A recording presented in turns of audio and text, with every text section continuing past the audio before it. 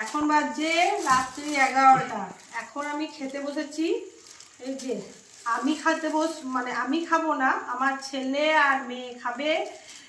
তার জন্যে বাজার থেকে নিয়ে এসেছি। হ্যাঁ, বাজার থেকে আমি আর রান্না করার সময় পাইনি।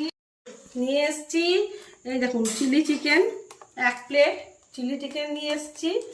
আর এই যে নিয়ে এসেছি চিকেন বিরিয়ানি আর রুটি।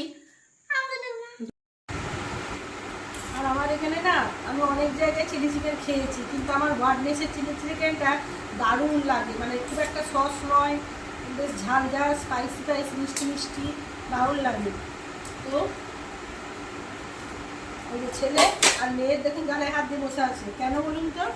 এই থালাতে দাদাকে দিয়েছি, মেয়েকে দিইনি, তাই জন্যে দাদা এখন চিন্তা।